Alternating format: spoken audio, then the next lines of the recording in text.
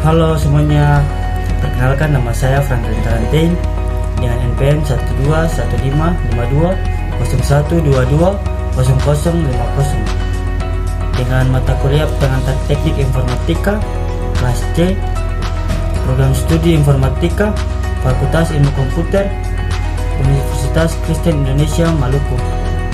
Di sini saya akan membahas sedikit dari cara kerja sistem komputer. Cara kerja sistem komputer. Pengelola data yang menggunakan komputer sebagai medianya dikenal dengan istilah Electronic Data Processing atau biasa disingkat dengan EDP.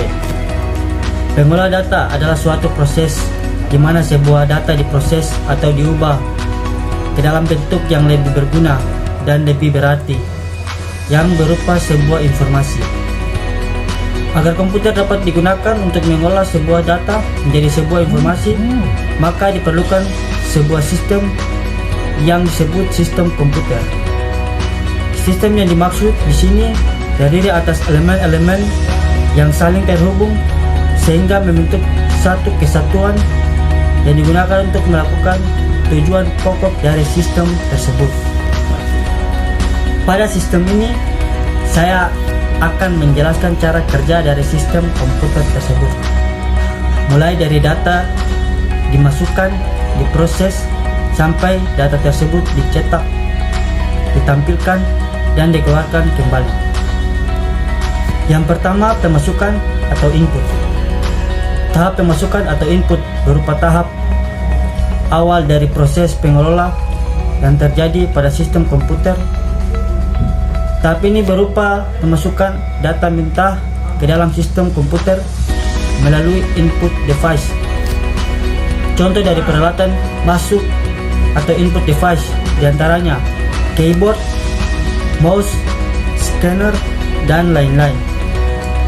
Alat-alat ini yang digunakan untuk memasukkan data yang hendak diolah, seperti halnya keyboard yang berfungsi untuk memasukkan huruf, angka, maupun simbol-simbol lainnya ke dalam komputer yang selanjutnya akan diproses.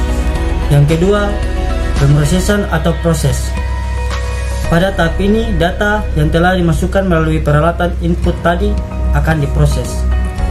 Tahap ini dilakukan oleh processing device, yaitu CPU, yang mana CPU ini dapat melakukan fungsi perhitungan dan logika untuk perbandingan atau ALU, dan juga mengontrol CPU.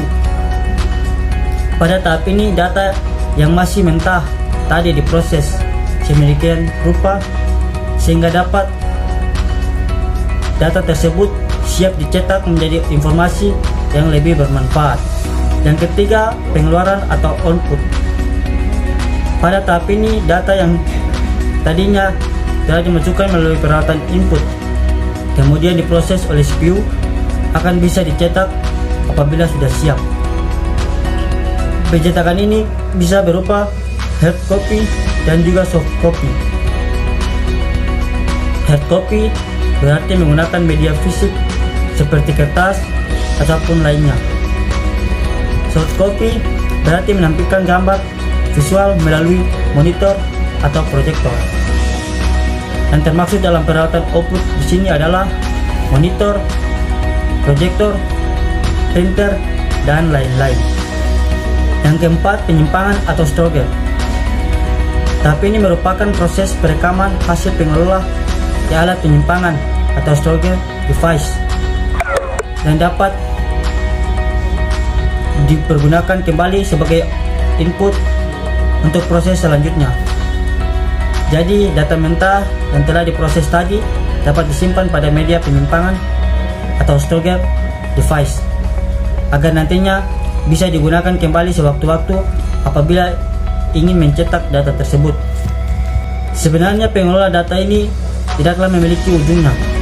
Terbukti dari informasi yang didapat dari data yang diolah sebelumnya masih bisa dikembangkan lagi menjadi sebuah informasi yang lebih bermanfaat lagi. Itu saja sedikit pembahasan dari saya.